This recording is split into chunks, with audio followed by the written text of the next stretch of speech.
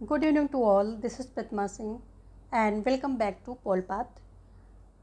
आज फिर हम कुछ प्रश्नों की प्रैक्टिस करेंगे। एक्चुअली इसको प्रैक्टिस क्या आप क्विज़ कह लीजिए। यहाँ आपका जो है टाइम मैनेजमेंट एंड एक्यूरेसी दोनों का परीक्षण होता है। तो और इसमें फिर लास्ट में एक विनर यानी कि जो सबसे अच्छा करता है, सबसे ज़्यादा क्वेश्चन को टाइम मैनेजमेंट के साथ देता है, तो उसका नाम भी बताया जाता है। सभी लोग अच्छा प्रदर्शन करते हैं इसमें, जैसे कि आकांक्षा हुई, रवि तिवारी हुए, संतोष, पूजा और अविनाश त्रिपाठी, सभी बहुत अच्छा करते हैं। और भी नाम है, मुझे अभी याद नहीं आ रहे हैं। पिछली क्विज की बात करें तो पिछली क्विज में जो है विनय दीक्षित ने टाइम एंड एक्यूरेसी दोनों का बेहतरीन मैनेजमेंट करते हुए शानदार प्रदर्शन किया और बहुत ज़्यादा क्वेश्चंस के आंसर किए। लगभग सारे क्वेश्चन या आप कह लीजिए 3/4 क्वेश्चन जो है अकेले रवि ने ही आंसर किए।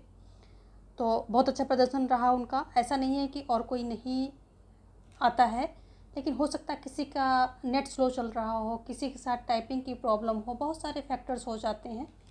तो मैं ऐसा नहीं कह रही हूँ कि और कोई अच्छा नहीं है, सभी अच्छा कर रहे हैं। बट हमें एक को, क्योंकि ये क्विज़ है तो एक को विनर घोषित करना पड़ेगा। तो पिछली जो हमारी क्विज थी उसमें कौन था? विनय दीक्षित ने बहुत अच्छा प्रदर्शन किया। उसके पहले अविनाश त्रिपाठी ने किया था। आज हम देखेंगे कि आज कौन करता है।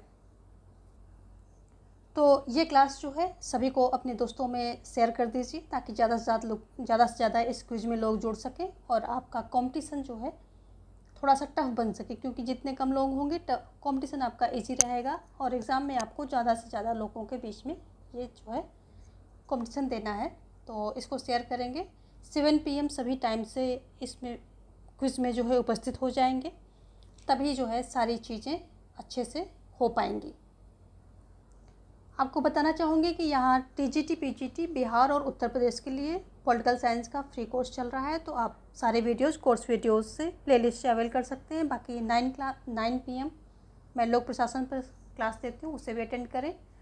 और मैं फ्री नोट्स प्रोवाइड कर रही हूँ, तो उसके लिए आप हमें टेलीग्राम यानी पोलपाथ पे ज्वाइन कर सकते हैं। पोलपाथ @ नहीं लगाना है, ओनली पोलपाथ पे सर्च करेंगे तो आप हमें ज्वाइन कर पाएंगे। डिस्क्रिप्शन में लिंक भी दिया गया है टेलीग्राम का भी, और सभी प्लेलिस्ट भी लगाई गई हैं, तो आप सारी चीज़ें वहाँ से अवेल कर सकते हैं। चलिए ज़्यादा लेट ना करते हुए हम पहला क्वेश्चन देखेंगे। पहला क्वेश्चन क्या कह रहा है कि किस संधि ने यूरोपीय संघ की नागरिकता स्थापित की? किसने की? रोम की संधि ने, मास्ट्रिच की संधि ने, एम्स्टर्डम की संधि ने, या नीस की संधि ने? यहाँ पर ऑप्शन बी आपका जो है राइट हो जाएगा। मास्ट्रिच की संधि 1992। मास्ट्रिच की संधि 1992 द्वारा यूरोपीय संघ की नागरिकता स्थापित की गई। इसके तहत नागरिकों को सदस्य राज्यों के मध्य स्वतंत्र रूप से रहने तथा स्थानांतरित करने की अनुमति मिली। तो यहाँ पर ऑप्शन बी आपका राइट हो जाएगा। देखेंगे हम नेक्स्ट क्वेश्चन। अगला क्वेश्चन क्या कह रहा है कि गुट निरपेक्ष आंदोलन किसके द्वारा स्थापित किया गया? भारत, ब्राज़ील, अर्जेंटीना, दक्षिण अफ्रीका, भारत, इजिप्ट, या भारत, दक्षिण अफ्रीका, यूगोस्लाविया, या भारत, यूगोस्लाविया और मिस्र? तो यहाँ पर जो है आपका ऑप्शन डी राइट हो जाएगा। भारत, यूगोस्लाविया और मिस्र, इसके द्वारा जो है स्थापित किया गया। ठीक है, इसमें जो है भारत से कौन थे? नेहरू थे। भारत से नेहरू थे। यूगोस्लाविया से टीटो थे। और मिस्र से कौन थे? नासिर थे। ये 3 प्रमुख जो है नेता थे। और ये जो है यूगोस्लाविया के बेलग्रेड में 1961 में सम्मेलन होता है इसका। ठीक है, 1961 में इसका सम्मेलन होता है, पहला सम्मेलन। कहाँ पर? यूगोस्लाविया के बेलग्रेड में। 25 जो है सदस्य देश इसमें जो है भाग लेते हैं उस समय। और सुकर्णो हैं इंडोनेशिया के, और एनक्रूमा के घाना, इनका भी बहुत बड़ा सहयोग रहा है। तो कभी जो है 3 के लिए ज़्यादा पूछता है, कभी 5 के लिए पूछे तो सुकर्णो इंडोनेशिया, एनक्रूमा घाना, इन दोनों का भी नाम आ जाएगा। ठीक है, एनक्रूमा है वो घाना के राष्ट्रपति, और सुकर्णो इंडोनेशिया, ये दोनों के नाम भी आ जाते हैं आपके NCERT में। इन दोनों को भी एज अ संस्थापक सदस्य देश के रूप में देखा गया है। 5 लोगों का वहाँ पर विवरण दिया गया है। चलिए यहाँ पर ऑप्शन डी आपका राइट हो रहा है। देखेंगे हम नेक्स्ट क्वेश्चन। अगला क्वेश्चन क्या कह रहा है कि गुट निरपेक्ष शब्द का निर्माण किसने किया है? टीटो ने किया है, या नेहरू ने किया है, या कोडेल कास्त्रो ने किया है, या इनमें से किसी ने भी नहीं किया है? तो यहाँ पर जो है गुट निरपेक्ष शब्द का निर्माण नेहरू जी ने किया है। ऑप्शन बी आपका जो है राइट हो जाएगा। और यही जो है इसके सबसे बड़े समर्थक अगर पूछा जाए तो नेहरू जी ही हैं।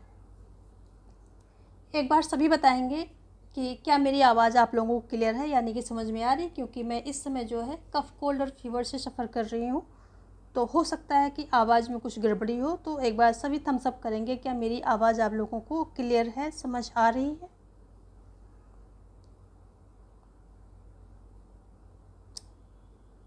ओके, चलिए देखेंगे अगला क्वेश्चन। अगला क्वेश्चन क्या कह रहा है कि 2016 में 19वां सार्क सम्मेलन कहाँ हुआ? 19th सार्क सम्मेलन की बात हो रही है, तो ये कहाँ हुआ? ढाका में, माली में, कोलंबो में और इस्लामाबाद। तो कहाँ होता है? तो 2016 में जो सम्मेलन होता है ये इस्लामाबाद में होता है। Option D. इसकी खास विशेषता क्या है? इसकी खास विशेषता ये है कि बहुत से देशों ने जो है इसका विरोध किया था, इसमें पार्ट लेने से इनकार कर दिया था, क्योंकि उनका ये मानना था कि पाकिस्तान जो है अपनी ज़मीन का प्रयोग जो आतंकवाद है, आतंकवाद को पोषित करने के लिए कर रहा है। तो ये खास बात इससे जुड़ी हुई है और इसलिए ये क्वेश्चन जो है इम्पॉर्टेंट हो जाता है। ठीक है, यदि हम बात करें सार्क क्या है, तो सार्क जो है south association for regional cooperation, इसका जो नाम है। 8 दिसंबर 1985 को इसकी स्थापना होती है। ठीक है, 7 देश क्या होते हैं? 7 देश इसके संस्थापक देश हैं। और 2007 में जब 14वां शिखर सम्मेलन होता है, कहाँ होता है? दिल्ली में। तब जो है इससे अफ़गानिस्तान जुड़ जाता है और अब टोटल इसके 8 देश हैं। ठीक है, अफ़गानिस्तान जो है वो 8वां देश है और 2007 में जुड़ा है। तो ध्यान रखेंगे 2007 में जो है जुड़ने वाला कौन सा देश है? अफ़गानिस्तान है। 2007 में अफ़गानिस्तान देश है जो कि 8वां देश है, इसमें जुड़ने वाला। सचिवालय इसका कहाँ है? सार्क का सचिवालय कहाँ है? काठमांडू में है। ठीक है, और इस सार्क का प्रस्ताव किसने दिया था? तो जो बांग्लादेशी राष्ट्रपति हैं जियाउर रहमान, उन्होंने जो इसका सर्वप्रथम प्रस्ताव रखा था। और 1 जनवरी 2006 में सार्क ने क्या किया? साफ्ता लागू कर दिया है। ये इम्पोर्टेंट क्वेश्चन है, साफ्ता लागू कर दिया है।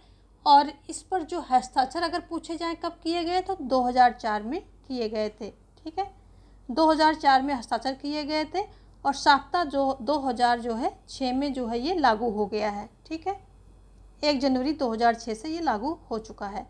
तो ये कुछ इसकी इम्पॉर्टेंट डिटेल है जो कि बार बार एग्जाम से पूछी जाती है।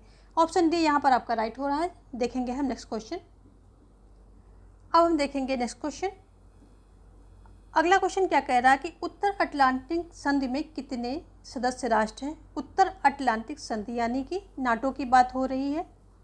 कितने सदस्य देश हैं? 18 हैं, 28 हैं, 29 हैं, या फिर 30 हैं, या फिर 31 हैं? आपके सामने जो है 5 ऑप्शन है, कौन सा जो है इसमें राइट है? तो ई ऑप्शन जो है आपका राइट हो जाएगा। अभी इस समय इसमें जो है 31 देश जुड़ चुके हैं, सदस्य देश इसके हैं। और अगर हम बात करें कि 31वां यानी कि लास्ट कौन है, तो ये फिनलैंड है। ठीक है, ये फिनलैंड है। जुड़ता कब है? ये 2023 में जुड़ता है, 2023 में जुड़ा। जबकि 30वां सदस्य की बात करें तो ये जो 30वां सदस्य है ये उत्तरी मैसेडोनिया है, 30वां। और ये कब जुड़ा था? तो 2020 में ये जुड़ा था। कौन? उत्तरी मैसेडोनिया। ठीक है, उत्तरी मैसेडोनिया जो है कब जुड़ा था? ये 2020 में जुड़ा था। मुख्यालय की बात करें तो मुख्यालय इसका ब्रुसेल्स में है, यानी कि बेल्जियम में, ब्रुसेल्स में है। और नाटो कैसा है? एक सैन्य संगठन है। 4 अप्रैल 1949 को स्थापना इसकी हुई थी। तो 4 अप्रैल 1949 को इसकी स्थापना हुई थी। तो ये कुछ इसकी जो है इम्पॉर्टेंट जानकारियाँ थी, ठीक है। और आगे देखेंगे। जो भी लोग मुझसे जुड़े हैं मैं उनसे एक बात शेयर करना चाहती हूँ, वो ये है कि पिछले एक वीक से यानी कि 1 वीक के अंदर इतने अधिक मैसेज आ गए हैं इंडिविजुअल मुझे, मतलब पर्सनली अकाउंट पर, कि जिसका उत्तर देना मेरे लिए थोड़ा सा मुश्किल हो रहा है। कोई कह रहा है बिहार की क्लास लीजिए मैम, कोई कह रहा है कि यूपी की क्लास शुरू कर दीजिए मैम, कोई कह रहा है बिहार सेट जो है उसकी डिमांड आ रही है, कोई कह रहा है कि गुजरात सेट की मैम क्लास शुरू कर दीजिए। एमपी के जो एस्पिरेंट हैं वो असिस्टेंट प्रोफेसर की क्लास की डिमांड कर रहे हैं। उत्तराखंड लेक्चरर के लिए अलग से मैसेज आ रहे हैं, और भी बहुत सारे, झारखंड, सभी स्टेट से जो है मैसेज आ रहे हैं कि आप जो है मैम इसकी क्लास शुरू कर दीजिए। क्योंकि यहाँ पर मैं फ्री ऑफ कॉस्ट जो है कोर्स दे रही हूँ, जो भी जितना भी मुझसे हो पा रहा है, क्योंकि यहाँ पर अभी मैं यूपी और बिहार का लेके चल रही हूँ, क्योंकि इनका सिलेबस एक ही जैसा है। तो 2-4 टॉपिक का इधर उधर हेर फेर है, तो पहले मैं बिहार का दूंगी क्योंकि बिहार के एग्ज़ाम शेड्यूल्ड हो गए हैं लगभग। उसके बाद जो है यूपी का कवर कर दूंगी। तो यूपी बिहार तो मैं दे रही हूँ, बट हो क्या रहा है कि बहुत सारी डिमांड आ रही हैं और बहुत रिक्वेस्ट के साथ वो सब ये सारी चीज़ें कह रहे हैं, डिमांड कर रहे हैं। मैं भी देना चाहती हूँ कि मैं फ्री ऑफ कॉस्ट आप लोगों को सारी क्लासेस प्रोवाइड कर दूँ, लेकिन क्या सिर्फ मेरे चाहने से चीज़ें रियलिटी में तब्दील हो जाएंगी? क्या मैं ऐसा कर पाऊँगी अकेले? इसके लिए मुझे पूरी टीम जो है, टीम की ज़रूरत होगी कि मैं इतने सारे कोर्सेज़ को जो है आपको प्रोवाइड कर सकूँ। इसके लिए आपको प्रयास करना होगा। पोलपाथ चैनल को रातों रात फैला दो और इसको फैला करके मुझे सक्षम बनाओ, और मैं आपके लिए एक टीम खड़ी करके आपको सारे कोर्सेज़ फ्री में प्रोवाइड करूँगी। यदि आप चाहेंगे तो ये संभव है, और ये तो आपके फ़ायदे की बात है। इतिहास गवाह है कि जब जब युवाओं ने कुछ परिवर्तन लाने की सोची है तो उसे अंजाम तक पहुंचाया है। और आज एक क्रांति आपको YouTube पर शुरू करनी है अपने फ्री एजुकेशन के लिए, यानी कि फ्री ऑफ कॉस्ट जो क्लासेस आपको चाहिए उसके लिए। इस चैनल को रातों रात आग की तरह फैला दो, और जैसे ही चैनल ये बूस्ट करता है मैं रातों रात आपके लिए सारे कोर्सेज़ लॉन्च कर दूंगी, और हिंदी और इंग्लिश दोनों में आपको कंटेंट मिलेगा, क्योंकि मैं दोनों में कैपेबल हूँ। अभी क्योंकि मेरे पास टाइम नहीं, इसलिए मैं मैनेज नहीं कर पा रही हूँ, और मेरे पास कोई सपोर्ट टीम भी नहीं है, इसलिए मैनेज नहीं हो पा रहा है।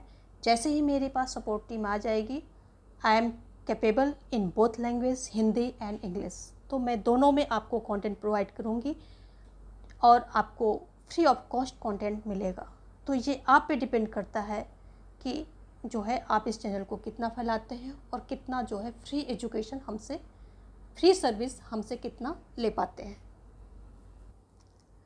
चलिए अब हम देखते हैं अगला क्वेश्चन अपना। अगला क्वेश्चन क्या कह रहा है कि 1967 में शुरू में आसियान की सदस्यता वाले देशों की कौन सी जोड़ी नहीं है? तो यानी कि जब जो संस्थापक देश हैं उनमें कौन सा देश नहीं है, जोड़ी के रूप में देखना है आपको। दोनों दो का पेयर दिया गया है, दोनों को देखते हुए आपको टिक करना है।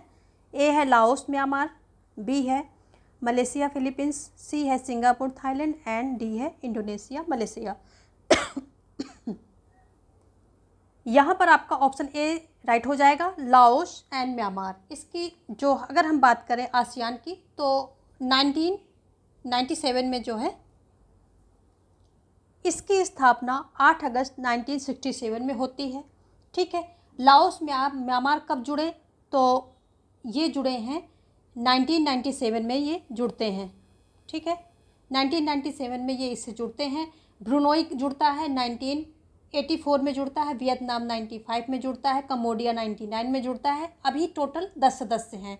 संस्थापक सदस्य देशों की बात करें, यानी कि जो इसमें पूछ रहा है शुरू में, तो संस्थापक सदस्य देश 5 थे। कौन से थे? Malaysia, Singapore, Thailand, Indonesia, Philippines, ठीक है। तो ये इसके जो है संस्थापक सदस्य देश थे।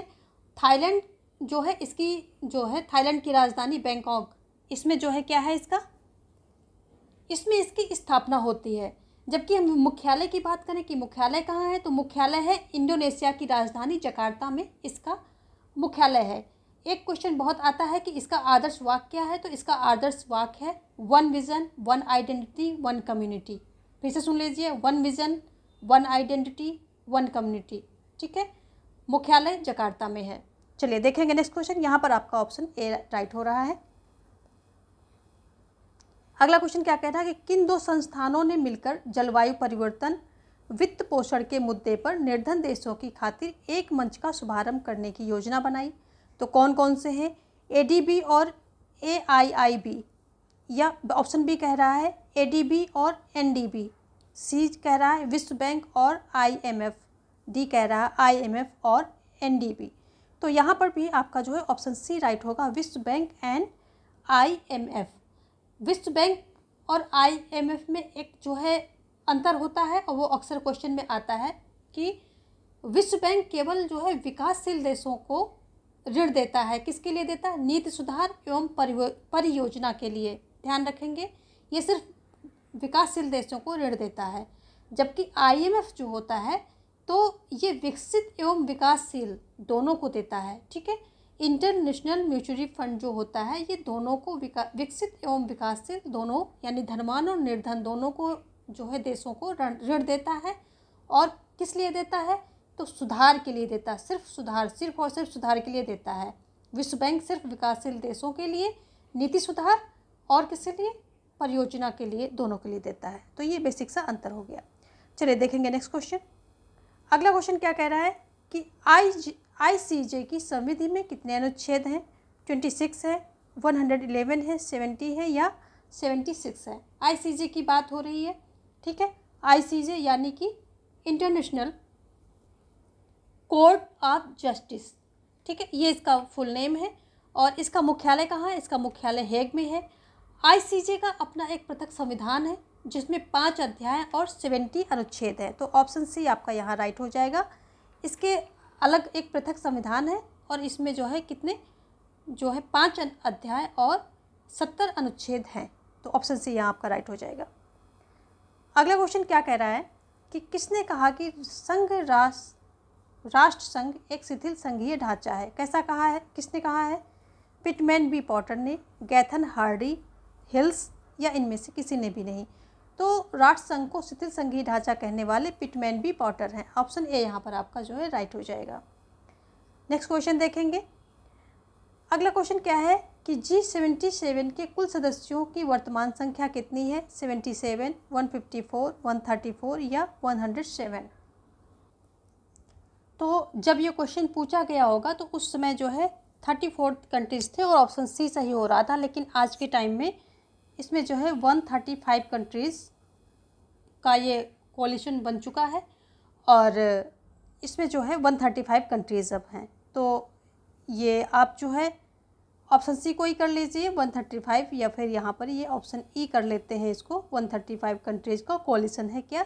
G77। चलिए देखेंगे अगला क्वेश्चन।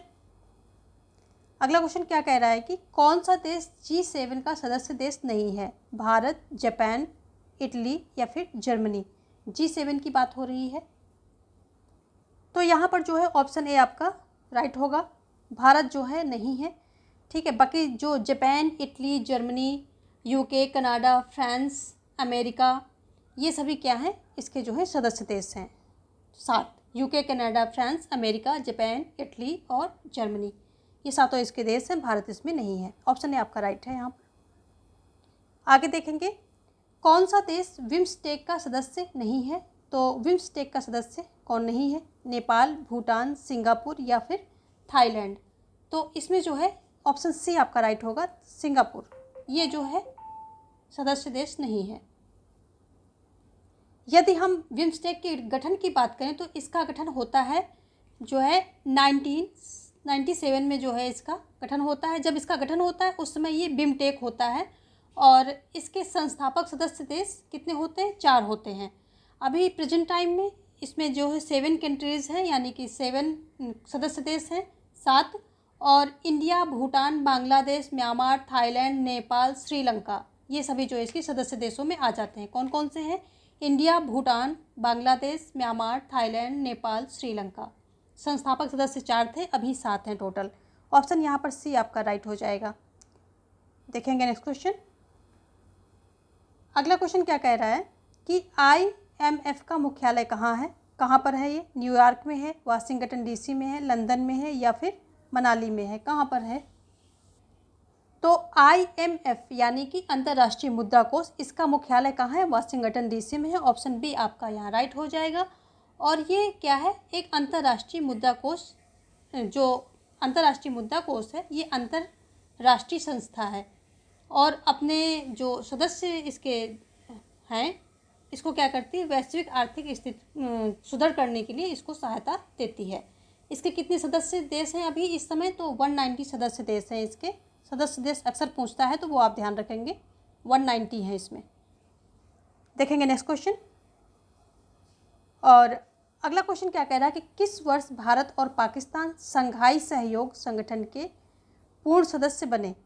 2015 में या 19 में या फिर 2018 में या फिर 2017 में? तो कब बनते हैं? तो ये बनते हैं, ऑप्शन डी यहाँ पर राइट होगा, 2017 में बनते हैं। देखेंगे नेक्स्ट क्वेश्चन। अगला क्वेश्चन क्या कह रहा है कि संयुक्त राष्ट्र के निम्नांकित महासचिवों को उनकी नियुक्ति के क्रम में व्यवस्थित करें, यानी कि इनको ऑर्डर पर लगाएं। कब, किस, इनके कार्यकाल के अकॉर्डिंग, यानी कि इनका कब इनका नियुक्ति हुई थी उस ऑर्डर पे लगाएं। ऑप्शन ए है यू थॉन्ट, ठीक है, बी है कुर्त वाल्दिम और सी है ट्रिगवेली और जबकि डी है ड्रैग हैमरसोल्ड। तो इनको लगाएंगे आप जो है क्रम में। तो सबसे पहले किसका किसका हुआ था वो बताएंगे आप। तो सबसे पहले आते हैं हमारे ट्रिगवेली महोदय। ऑप्शन जो है ट्रिगवेली महोदय सबसे पहले आते हैं इसमें, तो यहाँ हम एक कर लेंगे, ठीक है। दूसरे नंबर पे कौन आता है? दूसरे नंबर पे आते हैं हैमरसोल्ड आते हैं, तीसरे पे आते हैं यूथॉन्ट और चौथे पे आते हैं वाल्दिम, ठीक है। तो हमारा ऑप्शन क्या हो रहा है? सी डी और A B, C D A B, C D A B. तो ये होगा, यहाँ पर थोड़ा सा मिसप्रिंट है तो इसको ठीक कर लेंगे। सी डी ए बी हमारा ऑप्शन ए जो है राइट हो जाएगा, सी डी ए बी। और वर्तमान समय में कौन महासचिव है? तो एंटोनियो गुतेरेस है। ये इनका दूसरा कार्यकाल चल रहा। पहला कार्यकाल इनका शुरू हुआ था 1 जनवरी 2017 को इनका शुरू हुआ था और अगेन ये दूसरे कार्यकाल के लिए नियुक्त कर लिए गए हैं। और इसके पहले हम ये 9वें हैं। और 8वें महासचिव की बात करें तो वान की मून थे, जो कि 2007 से 2016 तक इन्होंने अपना कार्यकाल पूरा किया, यानी कि इन्होंने भी लगातार 2 साल 2 कार्यकाल निकाले, 2007 से 2016 तक, ठीक है। और ये दक्षिण कोरिया से थे। वान की मून कहाँ से थे? ये दक्षिण कोरिया से थे, दक्षिण कोरिया से थे। और जबकि जो गुतेरेस हैं तो ये कहाँ से हैं? ये आप मुझे कमेंट सेक्शन में बताइए फटाफट। और आगे जो एक इसमें महत्वपूर्ण बात वो है ये कि जो यूएनओ जब बना था उस समय कार्यवाहक महासचिव कौन बने थे, यानी कि 1945 से 1946 के बीच में कार्यवाहक सचिव रखे गए थे। उनका नाम क्या था? तो उनका नाम था ग्लेडविन जेब। नाम देख लेंगे आप और नोट डाउन कर लेंगे, ग्लेडविन जेब, ये इनका नाम था। ये कार्यवाहक थे, कार्यवाहक महासचिव थे। कब? 1945 से 46 के बीच में। देखेंगे नेक्स्ट क्वेश्चन। अगला क्वेश्चन क्या कह रहा? एन एजेंडा फॉर पीस किन महासचिव से संबंधित है? किससे है? Kofi Annan, Boutros Ghali, Kurt Waldheim या फिर यूथॉन्ट? तो ये बुतरस घाली से संबंधित है। ऑप्शन बी यहाँ पर राइट हो जाएगा। नेक्स्ट क्वेश्चन क्या कह रहा है कि भारत संयुक्त राष्ट्र संघ का सदस्य कब बना? 24 अक्टूबर 1945 में या 26 अक्टूबर 1945 में या 30 अक्टूबर 1947 में या 30 अक्टूबर 1945 में? यहाँ पर ऑप्शन डी आपका राइट हो जाएगा। 30 अक्टूबर 1945 को जो है भारत जो है संयुक्त राष्ट्र संघ का सदस्य देश बन जाता है। संयुक्त राष्ट्र संघ की स्थापना कब होती है? 24 अक्टूबर 1945 को इसकी स्थापना होती है और 30 अक्टूबर 1945 में जो है ये इससे जुड़ जाता है। और अगर हम बात करें कि संस्थापक देश में जो संयुक्त राष्ट्र संघ के संस्थापक देश कितने थे, तो 50 थे और भारत उन संस्थापक देश में शामिल है। वर्तमान में जो संयुक्त राष्ट्र संघ है इसमें कितने सदस्य देश हैं, ये क्वेश्चन आता है और आया भी था, MP वर्ग 1 में आया था। तो 193 सदस्य देश है, कहीं कहीं पर 94 भी दिखाया जाता है। तो जो ऑप्शन आपको दिख जाए वहाँ पर उस पर टिक कर देना है। और इस बार जो क्वेश्चन आया था उसमें 193 ऑप्शन दिया गया था और वही राइट माना गया था। तो ये आप जो है 193 194 के बीच में थोड़ा सा ध्यान रखेंगे। तो दोनों को ही दिखाया जाता है। और इसका मुख्यालय कहाँ है? तो इसका मुख्यालय जो है न्यूयॉर्क में है। और जो भारत है, संयुक्त राष्ट्र संघ की जो सुरक्षा परिषद है, इसका स्थायी सदस्य नहीं है। हाँ, इसमें ये 8 बार जो है सुरक्षा परिषद की अस्थायी जो सदस्य के रूप में 8 बार चुना जा चुका है। देखेंगे नेक्स्ट क्वेश्चन। अगला क्वेश्चन क्या कह रहा है कि UNFCCC का विस्तार करें, यानी कि ये जो एब्रीवेटेड है इसको जो है पूरा बताएं आप। ऑप्शन ए है United Nations framework on climate call, या फिर United Nations framework on climate change, या फिर United Nations fast convention on climate change. D क्या कह रहा है कि United Nations framework counter on climate change. तो क्वेश्चन नंबर 18 का आपको आंसर देना है, कौन सा राइट है ये बताना है। यहाँ पर हो जाएगा B, United Nations framework on climate change. Option B आपका यहाँ पर जो है ये राइट हो जाएगा। नेक्स्ट देखेंगे अगला क्वेश्चन क्या कह रहा है कि किस वर्ष में यूरोपीय परिषद गठित हुई थी?